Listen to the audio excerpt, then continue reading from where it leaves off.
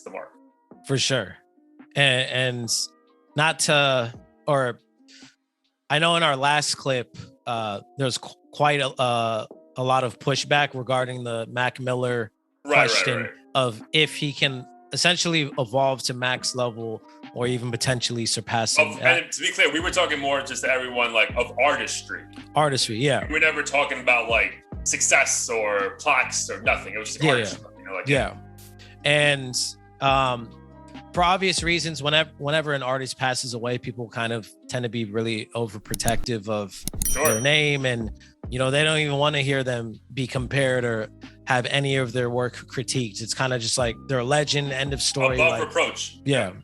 But the reason why I made that comparison, a lot of people are like, oh, it's just because he's white. And I think that's a very valid case here, because hip hop is dominated by Black men primarily.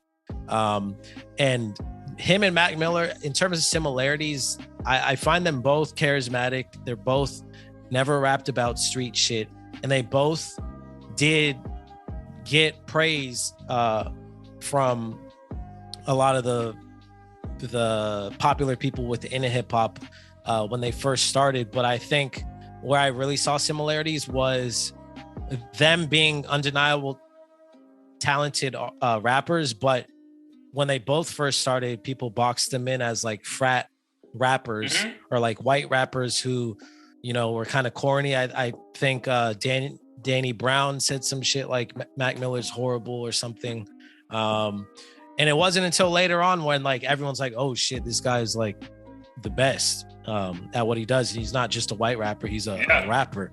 So I was just curious with posing that question, you know, is it possible for Jack Harlow to kind of switch things up and make real shit that people can vibe with? And I think it's a pretty valid question. Granted, you know, you could compare the ages and the albums and see like, oh, is Mac Miller's second album, does that compare to his Jack Harlow's second album, and try to say yes or no? But I think people were just so caught up on like swimming pools and his good bodies of work. The most recent bodies of work. Right. Yeah. And they're like, no way. But then I went back to Mac Miller's catalog. What's that one song? Like Knock Knock. Yeah, corny as fuck. Yeah, like those are shit I'm pretty sure like we played in the fraternity, and like no fucking hip hop head would ever respect that song.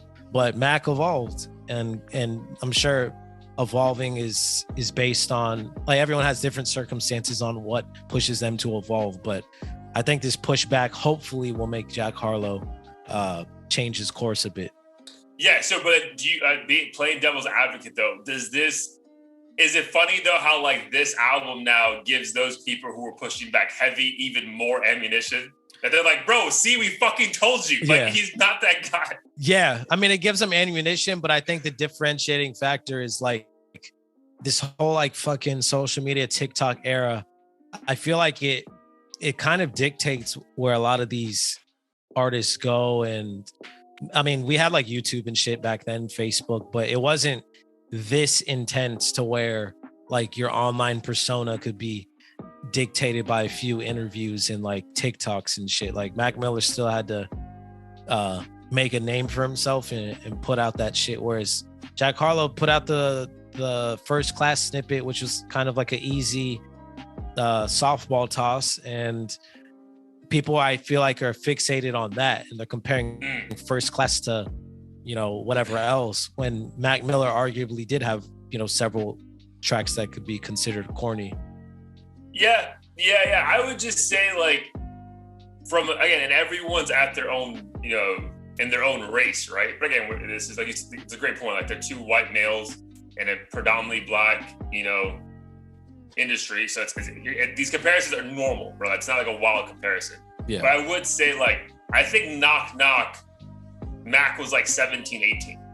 You know what I mean? And I think Jack Harlow's like a 22-year-old, right? 22? He's like 24, I think now. Okay. So like, I think just that, like, and dude, like, today he's 22, 24, right?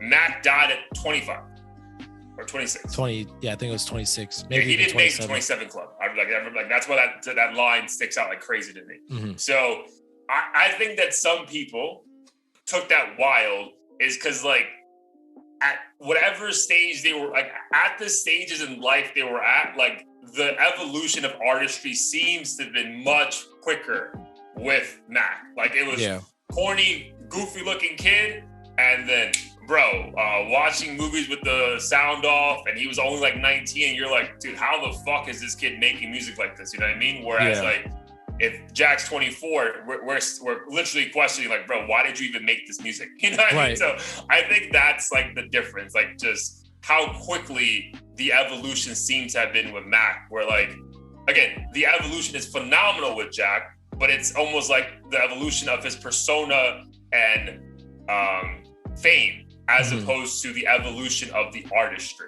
which is why I think if you're a die-hard Mac fan, you're in love with his artistry. You know what I mean? Whereas like, I think with Jack, it's like, yeah, we love him because he's a fun dude, but like, oh, you're fucking checking him for anything. You know what I mean? Like, right. And I, in a sad way, I feel like, because I was looking at one of the interviews with Mac in Blue Slide Park, and he said he essentially turned to drugs after the horrible criticism or the bad reception of that album. And I feel like drugs and depression had a lot to do with him just putting really heartfelt, solid music out. Whereas Jack, he's actually completely sober. He doesn't seem to really have any issues like in life other than touring and like being away from home. And other than that, he's just messing with girls, kind of making money, doesn't really have much to talk about. So I feel like all that just makes his shit sound super empty compared to Mac's more relatable. Dude, but even that, dude, I think the happiest person in the world. Yeah, because I don't want this to be like, oh, dude, like, are we getting mad at him because he's happy? Like, no, like that's like, but dude, like I think we've also agreed, like, dude, there has to be, bro. You were like, they were talking about you weren't even going to be allowed in your own state a year ago because of your boy killing someone. Yeah, like you're telling me there was no crazy thoughts in your head that you couldn't fucking spit some bars about, like. You know, maybe your friend looking at you differently now because you're a fucking millionaire. They're still in fucking Kentucky working at fucking Popeyes. Like something, bro. Like that's my thing, bro. Like he could be you can be the happiest person, not depressed, but still have something to talk about. Like you'd be like, I know we're gonna talk about Kendrick later. Like there's no way Kendrick's life isn't phenomenal in every way, but he still figures out a way to give you some bars that make you question everything about culture right now. We're like, oh fuck, dude, this makes sense. It's still a fucking multi-millionaire who loves life talking, but you still want to hear it because it's a unique take, right? Like if you can, the only difference between like us and them is they have a unique, very skillful approach to this. But if you're just talking about shit that's like not important, I'm like, bro, like obviously we can't. Well, you can't obviously, but like the average like me, I'm like, I know I can't do that. But fam, I can talk about, fucking chicks, you know what I mean? Like I can figure out a way to make it about, it's like, and that's what I think the average fan goes to. It's like, bro, come on, bro. Like this is what we're talking about. Like I'm checking in for this. Right. And I think what it boils down to is the machine's got a hold of him. He's just playing it safe. They don't want him to talk none of that gun gang shit or like allude to it or anything else. He's doing Nickelodeon.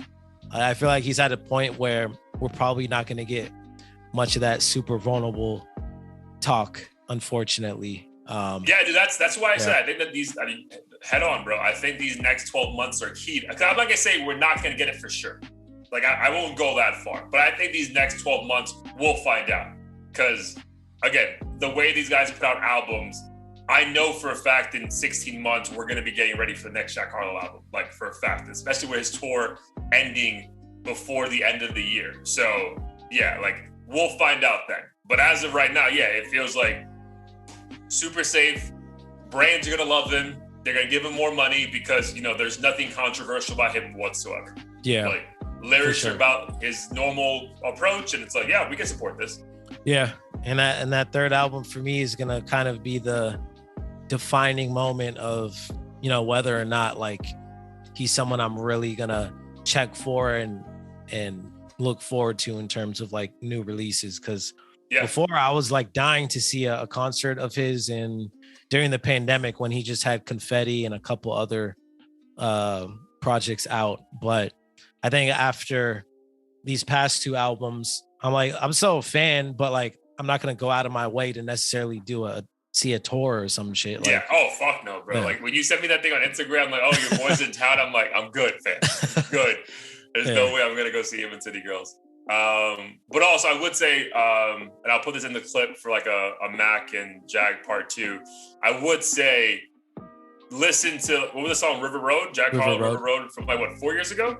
I believe so. Yeah, there's no way you listen to that song if you have it and don't think of a Mac Miller comparison. Like, you're out of your fucking mind. So shout out to Blair for finding that, sending it over. So, all right, bro, cool. We're done with Jack. Well, we're not done with him, but for the sake of the, for the sake of the episode, we're going to move on to the next subject.